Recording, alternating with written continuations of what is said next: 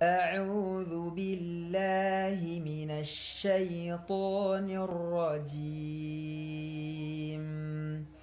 بسم الله الرحمن الرحيم. السلام عليكم ورحمة الله وبركاته. إن الحمد لله نحمده ونستعينه ونستغفره ونتوب إليه ونعوذ به من شرور أنفسنا ومن سيئات أعمالنا. من يهد الله فلا مضل له ومن يضلله فلا هادي له. أشهد أن لا إله إلا الله وحده لا شريك له وأشهد أن محمدا عبده ورسوله لا نبي بعده. قال الله تعالى في القرآن الكريم: أعوذ بالله من الشيطان الرجيم. يا أيها الذين آمنوا اتقوا الله حق تقاته ولا تموتن إلا وأنتم مسلمون. أما بعد. Bapak-bapak, ibu-ibu, hadirin yang dirahmati oleh Allah Subhanahu wa taala. Pertama-tama marilah pada kesempatan yang mulia ini, yang baik ini, tidak lupa kita panjatkan rasa puji syukur kita kehadirat Allah Subhanahu wa taala. Allah yang telah memberikan kesehatan kepada kita, Allah pula yang telah melapangkan rezeki kita, Allah pula yang kemudian memudahkan langkah kita menuju ke rumah Allah ini untuk melaksanakan ibadah dan juga mengikuti majelis taklim, meningkatkan keimanan dan ketakwaan kita kepadanya. Semua itu patut kita syukuri agar kita mampu atau agar apa yang sudah Allah berikan semakin ditambah oleh Allah Subhanahu wa taala. Kemudian salawat dan salam marilah kita sampaikan kepada Nabi kita Muhammad sallallahu alaihi wasallam, kepada para sahabat, keluarga dan pengikutnya yang istiqomah, dan semoga kita termasuk dari pengikutnya yang pantas untuk mendapatkan syafaat beliau di hari akhir nanti. Amin ya rabbal alamin. Bapak Ibu yang dirahmati Allah, pertama mohon maaf mungkin karena agak terlambat memberikan soft copy kepada panitia, sehingga mungkin tidak atau belum sempat di fotokopi. Baru selesai tadi jam berapa tadi? Jam 4:30 atau jam 5 baru selesai. Insyaallah mungkin akan disusulkan pada pertemuan yang akan datang di akhir bulan Sya'ban nanti insyaallah. Bapak Ibu yang dirahmati Allah, pada pertemuan ini, kesempatan malam hari ini, tema dari sabda Rasulullah SAW adalah tentang 3 cara mengagungkan Allah. Jadi 3 cara mengagungkan Allah. Dalam hadis riwayat Abu Dawud disampaikan, kita baca hadisnya terlebih dahulu. Bismillahirrahmanirrahim. An Abi Musa al-Ash'ari radhiyallahu anhu qala Rasulullah sallallahu alaihi wasallam, inna min ijlalillahi ikramu dzsyaibati al-muslim wa hamilil qur'ani ghairil ghali fihi wal jafi anhu wa ikrama dis-sultanil muqsid. Rawahu Abu Dawud. Yang artinya hadis ini diriwayatkan dari sahabat Abu Musa al-Ash'ari radhiyallahu anhu. Beliau berkata, Rasulullah sallallahu alaihi wasallam bersabda, sesungguhnya di antara bentuk mengagungkan Allah ialah memuliakan orang tua lagi muslim. Yang kedua, memuliakan pembawa Al-Quran yang tidak berlebihan dan tidak menyepelekannya. Dan yang ketiga, memuliakan para pemimpin yang berbuat adil. Hadis riwayat Abu Dawud. Bapak Ibu yang dirahmati Allah, dalam sabdanya tadi Rasulullah SAW menyampaikan tentang penghormatan. Bagaimana menghormati Allah Subhanahu wa taala. Mungkin kata ini jarang kita atau kurang akrab, penghormatan terhadap Allah. Lebih kita sering mendengar ketaatan kepada Allah, mencintai Allah. Tetapi masalah penghormatan mungkin jarang atau tidak populer untuk kita dengar.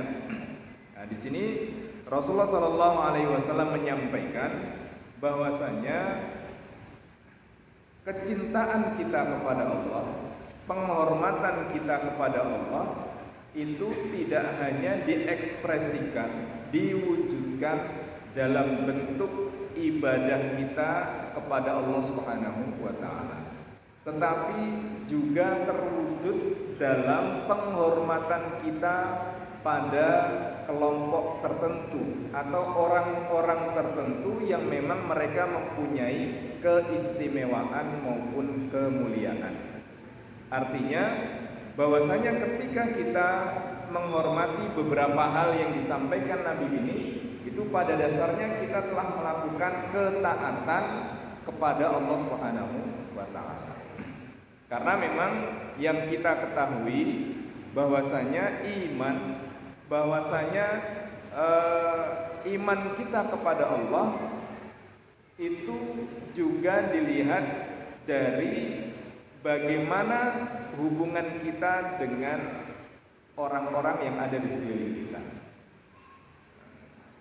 Jadi keagamaan kita, keberagamaan kita, keimanan kita tidak hanya dilihat dari sejauh mana kita khusyuk beribadah, seberapa banyak uang yang kita keluarkan untuk infak dan sedekah, tetapi juga dilihat dari seberapa jauh hubungan kita dengan lingkungan, hubungan kita dengan orang lain.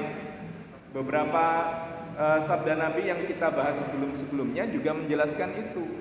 Bagaimana hubungan kita dengan keluarga, bagaimana hubungan kita dengan orang tua, bagaimana hubungan kita dengan tetangga, seperti yang kemarin itu. Hubungan kita dengan tetangga, bagaimana juga nanti hubungan kita dengan lingkungan. Seperti kemarin kami jelaskan, ada ulama hadis yang tidak mau mengambil hadis dari ulama yang lain gara-gara gurunya itu kurang mempunyai rasa kasih sayang terhadap binatang. Dia naik kuda dengan langsung lompat. Loh, ini Nabi aja mengajarkan untuk lemah lembut, kenapa dia melakukan seperti itu? Akhirnya dia tetap berguru, tetapi tidak mau mengambil hadisnya untuk disampaikan kepada yang lain. Nah, kemudian ada yang tidak mau mengambil hadis gara-gara gurunya atau orang tersebut ngetok pintunya terlalu keras, dan beberapa hal yang lain. Mungkin terasa berlebihan, tetapi seperti itulah rasa dan bagaimana sikap seseorang terhadap orang yang lain tanpa kemudian melakukan pencelaan atau kemudian melakukan penghinaan atau melihat orang lain lebih rendah. Jadi tetap contoh Bapak Ibu yang dirahmati Allah, bagaimana hubungan Imam Bukhari dan Imam Muslim. Imam Muslim itu muridnya Imam Bukhari, tetapi Imam Muslim tidak meriwayatkan hadis yang dia dapatkan dari gurunya Imam Bukhari.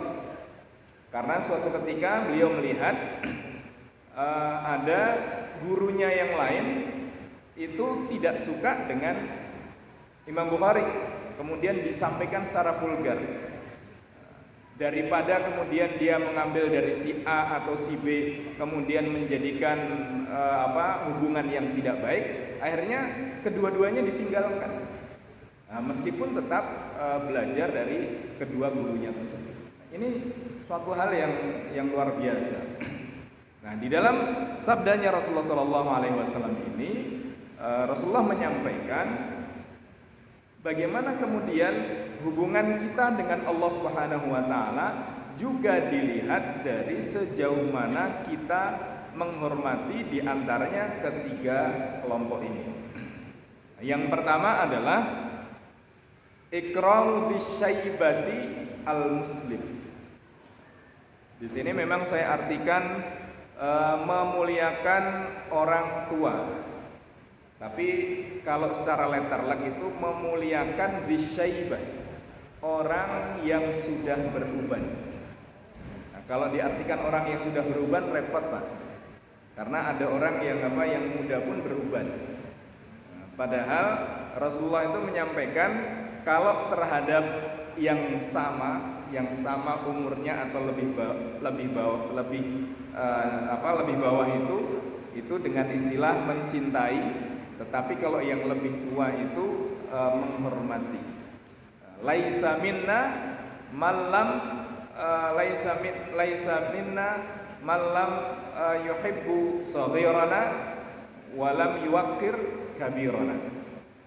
Tidak termasuk golonganku orang yang tidak mencintai yang kecil kemudian tidak menghormati yang lebih tua. Sampai Nabi mengatakan seperti itu. Jadi di sini menghormati disyaibah, orang yang sudah beruban, artinya orang yang lebih tua, orang yang lebih berpengalaman, senior, orang yang lebih dahulu. Nah, ini berlaku dalam bentuk apapun. Jadi orang yang lebih tua. Orang yang lebih tua siapa? Kita dengan orang tua kita. Dalam agama Masya Allah luar biasa. Dan kita bahas dalam beberapa pertemuan yang lalu kan juga seperti itu. Bagaimana kemudian kita menghormati orang tua kita. Di dalam Al-Quran Allah Subhanahu wa taala juga sampaikan kalaupun mereka itu berbeda keyakinan dengan kita, tetapi ihsan, berbuat baik terhadap mereka itu tetap harus dilakukan. Kondisinya apapun tetap harus dikerjakan. Apalagi kemudian yaitu orang tua. Kemudian kita punya kakak. Kemudian dalam kehidupan sehari-hari di tempat kita ada orang yang lebih tua dari kita usianya. Itu juga patut kita hormati mereka. Siapapun mereka, agamanya apapun, menghormati yang lebih tua itu bagian dari rasa yang halus di dalam akhlak, yaitu ekspresi dari keagamaan kita. Apalagi kemudian di sini Rasulullah menyampaikan bisyaibati al-muslim. Jadi Bapak Ibu yang dirahmati Allah, menghormati yang lebih tua dari kita, siapapun orangnya, apapun agamanya, dari manapun dia, itu suatu atau akhlak yang baik. Apalagi kalau kemudian dia itu sesama muslim, gitu. Apalagi dia sesama muslim. Ini yang seharusnya menjadi standar kita di dalam hubungan kita bermasyarakat. Bukan karena kemudian kelompok, bukan karena golongan, bukan kemudian dipisahkan dengan sekat-sekat yang sangat duniawi dan kemudian tidak berlangsung lama. Nah, kalau seperti itu hubungan kita, hubungan sosial kita tidak akan langgeng, tidak akan berlangsung lama. Kita disibukkan dengan hal-hal yang kemudian cenderung memecah belah antara satu dengan yang lain. Nah, padahal Rasulullah SAW kalau kita melihat bagaimana Nabi hijrah dari Mekah kemudian ke Madinah, yang dilakukan pertama kali adalah mempersaudarakan. Kemudian mampu menghentikan pertikaian yang berlangsung cukup lama antara kaum Aus dan Khazraj. Jadi kelompok-kelompok yang ada di Madinah itu perang lama. Itu sama kayak perang Irak dan Iran dulu. Yang perang itu Irak dan Iran, tetapi hakikatnya yang perang itu adalah antara Amerika dan Rusia. Karena pemasok senjatanya dari mereka. Itu terjadi di Madinah. Datang Nabi, datang Islam, kemudian mempersaudarakan mereka. Maka kalau terjadi keributan, kemudian yang dipanggil kaumnya masing-masing, kan pernah terjadi keributan. Orang Aus manggil orang Aus, orang Khazraj manggil orang Khazraj. Hal ini dilaporkan kepada Nabi. Apa kata Rasulullah? Apakah kalian ini masih ada kejahiliahan dalam diri kalian? Jadi masalah jahiliyah pertumpahan darah, perselisihan itu dikatakan oleh Nabi sebagai nilai-nilai jahiliyah, nilai-nilai kebodohan. Jadi bodoh itu bukan sekedar tidak bisa baca tulis, tetapi tidak bisa menemukan satu titik untuk bersatu, kan gitu. Yang kelihatan itu yang bedanya, tapi nilai persatuan itu tidak kelihatan. Jadi Bapak Ibu yang dirahmati Allah, ini yang pertama, memuliakan orang yang lebih tua daripada kita. Ya, kalau kita ini di Indonesia ini Bapak Ibu sekalian, nilai-nilai itu sebenarnya luar biasa. Berbeda ketika kita berada di Timur Tengah. Nilai-nilai seperti itu luar biasa. Kita ketemu salaman, kemudian sama orang yang lebih tua, kemudian cium tangan. Di Arab nggak ada cium tangan itu. Kemudian kita jalan di hadapan orang tua, kadang kita nunduk. Mereka tidak ada. Mungkin Bapak Ibu sekalian yang pernah tindak haji maupun umrah, kita sudah buat soft itu. Kalau kita dari belakang mau ke depan, kita kan gini. Permisi Pak, permisi Bu, nah, gitu. Kan kita gitu. Mohon maaf, ke depan jalan juga gini-gini. Nah, kalau sana enggak, langsung lompat. Kadang kepala kita yang diginikan. Gitu. Maka hal-hal seperti itu orang Indonesia, Asia secara umum itu sangat halus. Bagaimana ya ini sikap ya, sikap.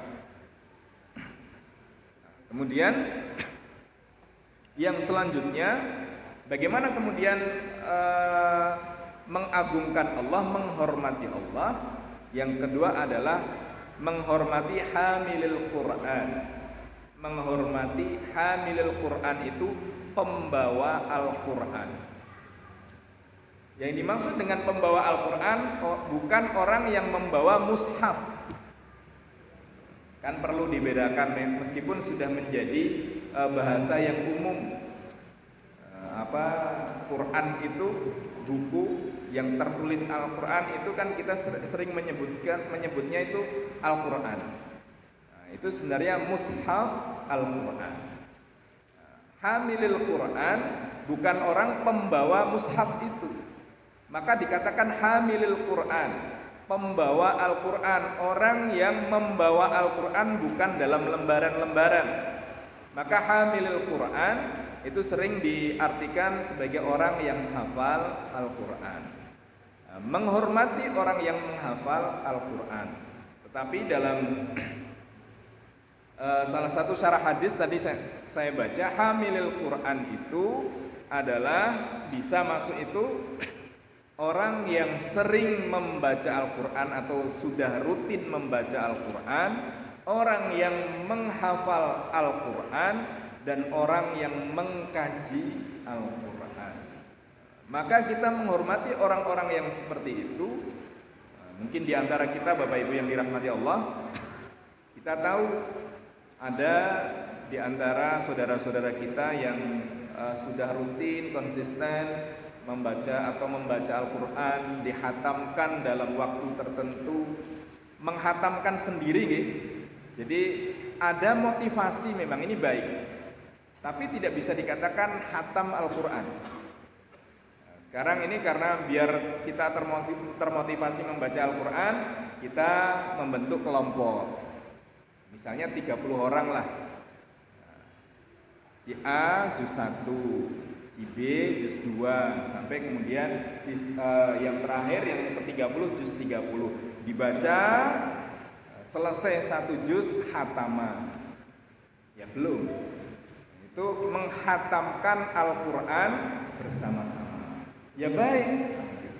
Nah, itu baik. Tapi yang namanya menghatamkan Al-Quran itu ya kita membaca dari awal suratul Fatihah sampai surat An-Nas. Ya semampu kita. Kalau kemudian mampu 1 hari 1 juz, alhamdulillah. Mampunya setengah juz, alhamdulillah. Mampunya 1/4 juz, ya alhamdulillah. Mampunya hanya 1 halaman maupun setengah halaman, ya alhamdulillah. Tetapi dirutinkan. Bukan mohon maaf, bukan suatu yang aib, tetapi mungkin kurang sempurna. Menghatamkan Al-Quran nunggu Ramadan. Ya nunggu Ramadan nanti hatamkan Al-Quran. Ya baik. Nah, tetapi kebaikan itu marilah kemudian kita teruskan meskipun tidak berada di bulan Ramadan. Nah, ini menghormati mereka yang menghormati Al-Quran, yang rutin membaca Al-Quran, kemudian yang hafal Al-Quran. Alhamdulillah imam kita hafal Al-Quran. Nah ini suatu yang luar biasa. Imam Syafi'i umur 7 atau 8 tahun sudah hafal Al-Quran. Umur kurang lebih 15 tahun diberikan amanah untuk menjadi imam di Masjidil Haram. Seperti itu. Nah, meskipun saya yakin mungkin Bapak Ibu yang pernah pindah haji juga pernah ngimami di Masjidil Haram. Yang ngimami kelompoknya masing-masing pas datang ke masjid, masbuk nggak ngimami. Ya lumayan lah. Ya. Nah ini menghormati orang-orang yang membawa Al-Quran tersebut. Tetapi Bapak Ibu yang dirahmati Allah, di sini Rasulullah SAW memberikan syarat.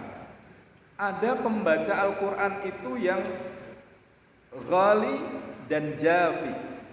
Di situ dikatakan ghairil ghali fihi, tidak berlebihan, tidak melampaui batas dari menghafalnya, dan juga tidak menyepelekan, tidak mengindahkan dari apa yang sudah dia pelajari. Mohon maaf, seperti ada orang di dalam menjalankan agama itu gulu atau berlebihan. Karena saking semangatnya dia dapat ilmu dari pengajian misalnya, atau dari apa yang dia baca, akhirnya semua yang dia dapatkan dipraktekkan semuanya dalam satu waktu, tanpa kemudian melihat kapasitas diri, tanpa melihat kemampuan dirinya. Maka orang yang seperti ini dikatakan sebagai orang yang gulu fiddin, orang yang berlebih-lebihan di dalam agama. Padahal kita beragama itu seharusnya yang moderat atau seimbang. Mungkin Bapak Ibu sekalian pernah mendengar cerita ada 3 sahabat Rasulullah SAW yang mendatangi rumah Nabi, kemudian mencari Nabi. Nabi tidak ada, yang ada hanya istrinya Aisyah radhiyallahu anha. Kemudian mereka bertanya tentang keseharian Nabi, terutama ibadahnya. Setelah kemudian diceritakan Nabi itu keseharian seperti ini, akhirnya ketiga orang tersebut mengatakan atau ketiga orang tersebut menganggap remeh, menganggap ringan yang dilakukan oleh Nabi. Wah, Nabi ternyata kok ibadahnya monoton. Nabi kok sholatnya seperti itu, padahal yang saya lakukan lebih dari itu. Sehingga dia menganggap dia itu lebih baik daripada Nabi. Akhirnya satu persatu mengatakan apa yang dia lakukan. Satu mengatakan, aqumu wala anam, saya sholat malam terus, Jadi semalam itu saya pakai untuk sholat malam dan tidak tidur. Yang kedua, asumu wala uftir. Saya puasa tanpa pakai buka. Maghrib coba sampai maghrib masih kuat lanjut. Nah, itu. Ya, lanjut terus gitu. Yang ketiga, ana la atazawwajun nisa. Saya tidak mau nikah. Karena nikah ganggu ibadah. Tapi kalau saya yakin panjenengan enggak. Mengganggu ibadah atau malah mendorong ibadah. Ternyata ketika mereka mengatakan seperti itu, Nabi ada di belakang. Konangan, Pak. Apakah kalian yang mengatakan seperti ini? Benar, wahai Rasulullah. Maka kemudian Rasulullah menegaskan, ketahuilah, inni la akhsyakum ilallahi wa atqakum billah. Ketahuilah, aku adalah orang yang paling takut kepada Allah dan yang paling takwa daripada kalian. Tetapi akumu wa anam. Aku sholat malam dan tidur. Maka tidak ada namanya sholat malam itu keseluruhan malam. Tapi wa minal laili fatahajjat bihi. Dan dari sebagian kecil malam kalian melaksanakan sholat tahajud. Bukan keseluruhan malam atau sebagian besar malam, tetapi sebagian kecil dari malam. Maka yang terbaik adalah sepertiga akhir. Kemudian yang kedua mengatakan, Rasulullah kemudian melanjutkan, asumu wa uftir. Saya puasa dan pakai buka puasa. Kalau perlu kita ini buka puasa, kalau pas buka puasa nyetelnya radio Surabaya. Lebih cepat 11 menit nih. Jadi Rasulullah maka disunnahkan sahur, disunnahkan menyegerakan buka, kan seperti itu. Maka kalau yang adzan itu buka dulu, baru kemudian adzan. Bukan adzan dulu, dia belum membatalkan sudah adzan. Maka begitu sudah masuk waktunya, buka dulu kemudian adzan. Biar enggak serak di tengah jalan. Kemudian yang ketiga, wa ana atazawwajun nisa, dan aku mempunyai istri, kata Nabi. Maka Rasulullah kemudian menggarisbawahi, faman raghiba an sunnati falaisa minni. Siapa yang tidak senang dengan sunnah-sunnahku bukan termasuk golongan. Jadi Bapak Ibu yang dirahmati Allah, orang yang berlebih-lebihan dalam agama itu tidak seimbang di dalam dia beribadah.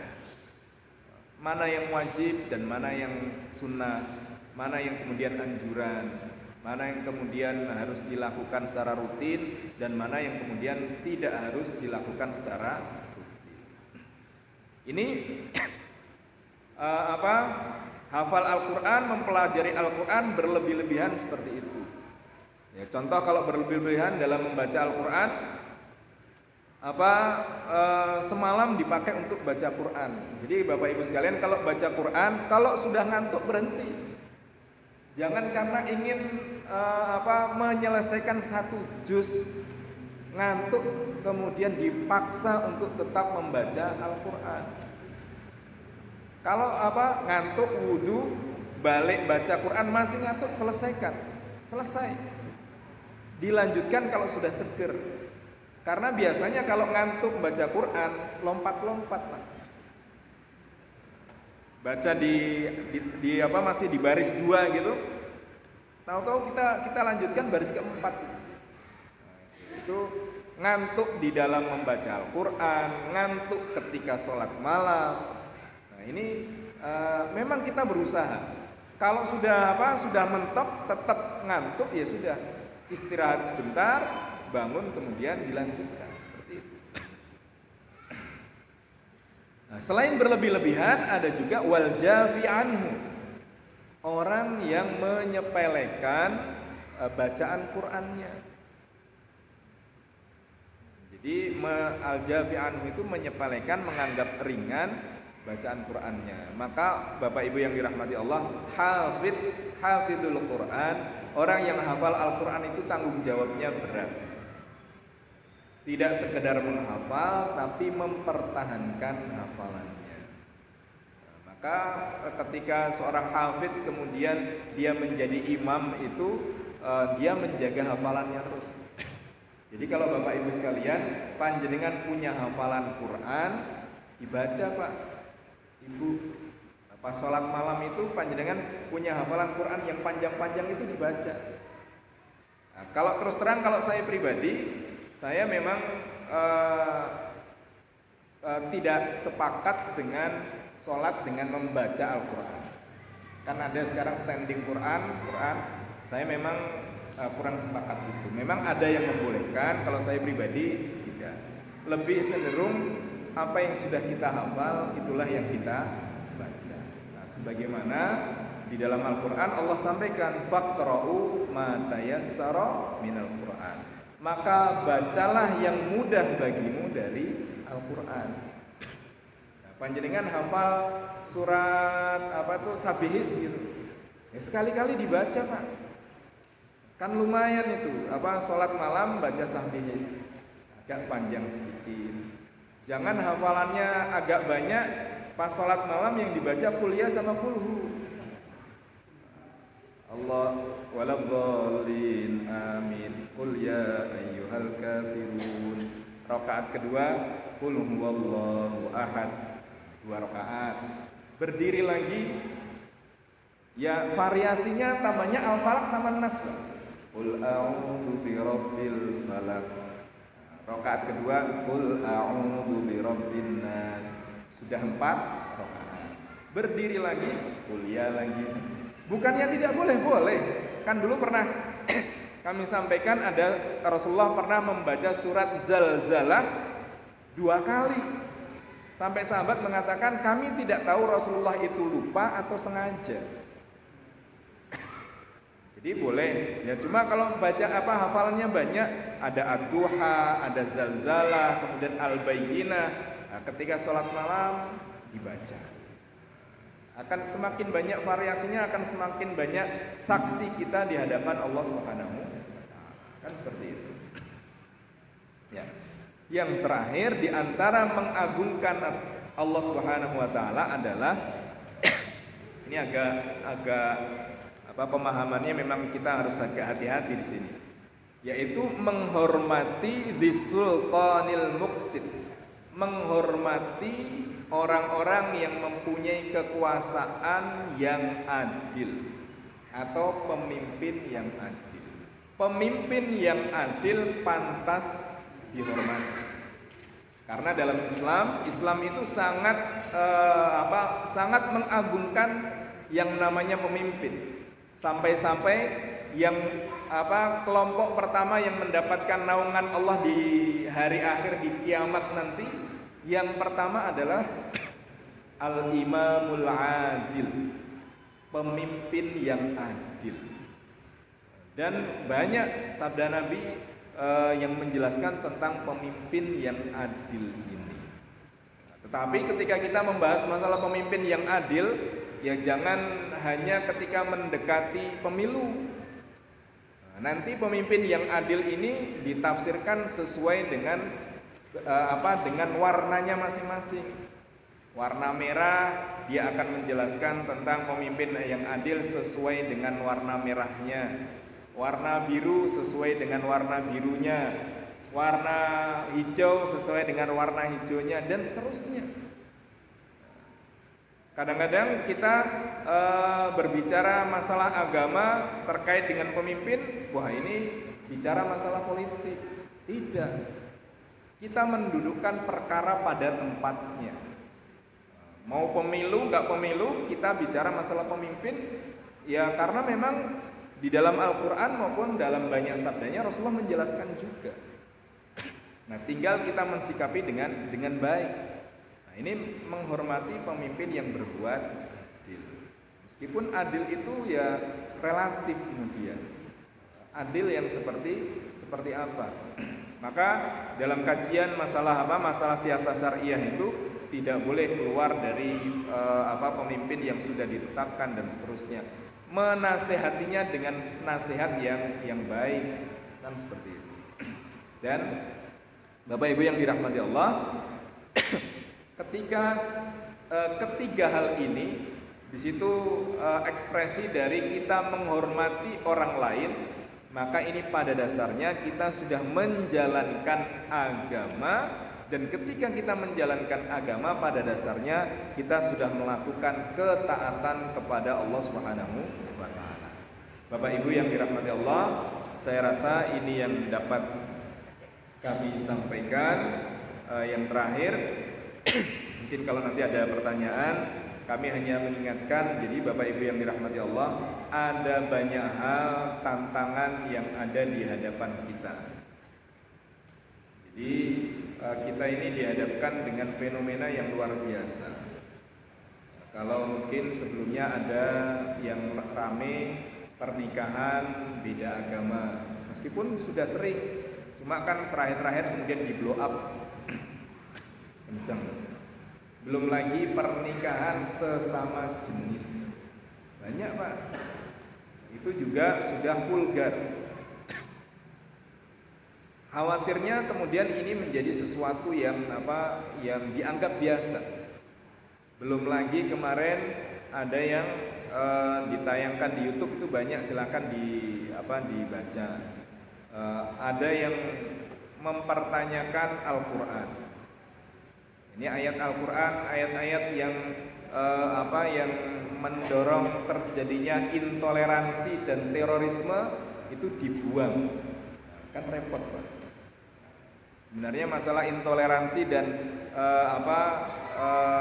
terorisme dan lain sebagainya bukan pada teks Al-Quran maupun hadisnya, tetapi dalam penafsiran, di dalam pelaksanaan dari Quran maupun Sunnah. Ini menjadi perhatian kita bersama agar kita, keluarga kita dan anak cucu kita itu terhindar dari hal-hal tersebut. Kurang lebihnya mohon maaf. Assalamualaikum warahmatullahi wabarakatuh. Oh, nggih Pak, monggo. Kalau masih ada. Nggih. Nggih, monggo, Pak. Salam.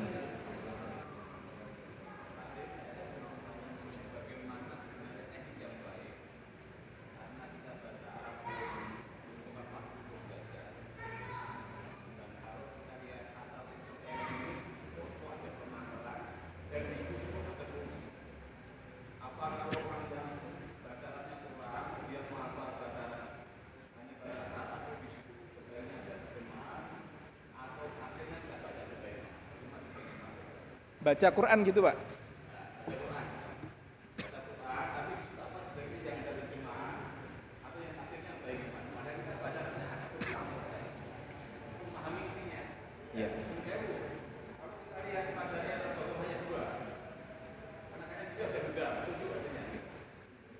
Iya. Iya. Jadi Bapak Ibu yang dirahmati Allah, singkat saja, membaca Al-Quran itu dianjurkan, tanpa arti itu dianjurkan. Membaca Al-Quran dan memahami itu juga dianjurkan. Bagaimana memahami? Apakah cukup terjemahan ataukah kemudian ditambah tafsir? Ngoten ya Pak. Quran terjemah kita, terus terang kalau saya pribadi Bapak Ibu sekalian, saya lebih merekomendasikan Quran terjemah itu Quran terjemah yang diterbitkan oleh Kementerian Agama. Di situ bukan terjemah ini ya, tekstual, tapi sudah ada sedikit penafsiran di sana. Berbeda dengan Quran yang terjemahnya ada di pinggir, banyak yang disingkat. Coba panjenengan bandingkan dengan terjemahan Kementerian Agama. Ada subjudul yang tidak ada di Quran yang terjemahannya ada di samping-samping. Subjudul itu membantu kita memahami. Itu terjemahan. Kalau ingin lebih dalam, membaca tafsir. Meskipun ada beberapa tafsir Al-Quran yang mungkin dengan bahasa yang agak baik, itu tafsir punyanya Pak Quraish Shihab, itu cukup baik. Kalaupun dianggap ada kontroversi, tidak semuanya, tapi untuk memahami, saya rasa itu sudah cukup baik. Ya, saya rasa ngoten Pak, nun sewu. Assalamualaikum warahmatullahi wabarakatuh.